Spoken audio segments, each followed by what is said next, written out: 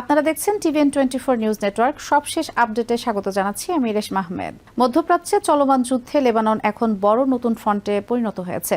জাতিসংঘ জানিয়েছে ইসরায়েলের ব্যাপক বোমা হামলা ও গণ উচ্ছেদ আদেশের ফলে দেশটিতে প্রায় 700,000 মানুষ ঘরবাড়ি ছাড়তে বাধ্য হয়েছে। ইসরায়েলি বিমান হামলা নতুন করে লেবাননের বিভিন্ন এলাকায় আঘাত হানায় মানুষ নিরাপদ আশ্রয়ের খোঁজে পালাতে শুরু করেছে। এতে দ্রুত একটি বড় মানবিক সংকট তৈরি হওয়ার আশঙ্কা দেখা দিয়েছে। একই সময় ইরানেও বোমা হামলা অব্যাহত রয়েছে।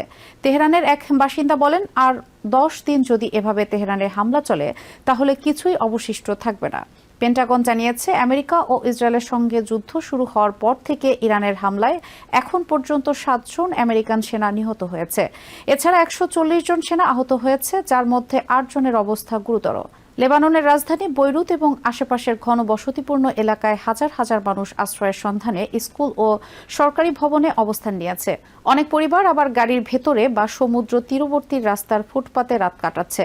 তারা মূলত ইরান সমর্থিত সশস্ত্র গোষ্ঠী হিজবুল্লাহকে লক্ষ্য করে চালানো ইসরায়েলি হামলা থেকে বাঁচতে পালিয়ে এসেছে। জাতিসংঘের অভিবাসন সংস্থার তথ্য অনুযায়ী লেবানন সরকারের অনলাইন বাস্তুচ্যুতি প্ল্যাটফর্মে এখন পর্যন্ত 667,000-এর বেশি মানুষের নাম নিবন্ধিত হয়েছে। এর মধ্যে গত 24 ঘন্টায় 1 লাখের বেশি মানুষ যোগ হয়েছে। হোয়াইট হাউসে এক ব্রিফিংয়ে প্রেস সেক্রেটারি ক্যারোলাইন লেভিট বলেন, যুদ্ধ শেষ করার শর্ত হিসেবে প্রেসিডেন্ট ডোনাল্ড ট্রাম্প যে নিঃশর্ত আত্মসমর্পণ করার কথা বলেছেন, সেই শর্ত পূরণ হয়েছে কিনা সেটি শেষ পর্যন্ত তিনি নির্ধারণ করবেন। তিনি বলেন, ট্রাম্প যখন বলেন ইরান নিঃশর্ত আত্মসমর্পণের অবস্থায় আছে, যখন তিনি বোঝাতে চান না যে ইরানি সরকার প্রকাশ্যে সেটি ঘোষণা করবে। এই সংঘাতে এখন পর্যন্ত 1800 জনের বেশি মানুষ নিহত হয়েছে এবং বিশ্বজুড়ে জ্বালানি বাজারে বড় ধরনের অস্থিরতা তৈরি হয়েছে। তেলের দাম বেড়ে যাওয়ায় আমেরিকা রাশিয়ার তেল রপ্তানির উপর কিছু নিষেধাজ্ঞা শিথিল করার উদ্যোগ নিয়েছে। এর অংশ হিসেবে ভারতকে সমুদ্রপথে থাকা রাশিয়ার তেল কিনতে 30 দিনের ছাড় দেওয়া হয়েছে, যাতে ওয়াশিংটনের পক্ষ থেকে কোনো শাস্তিমূলক ব্যবস্থা নেওয়া হয় না।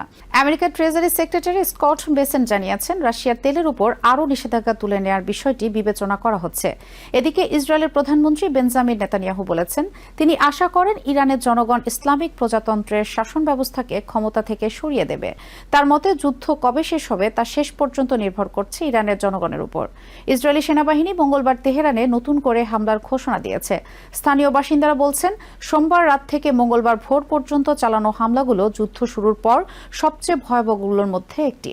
তেহরানের এক বাসিন্দা জাবাদ বলেন, মনে হচ্ছে তারা সব জায়গায় হামলা করছে, বাড়ি, স্কুল, মসজিদ, হাসপাতাল।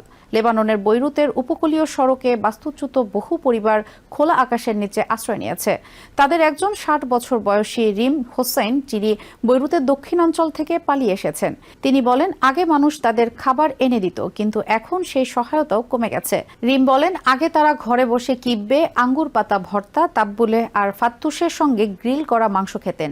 এখন তারা মাটিতে বসে খাচ্ছেন।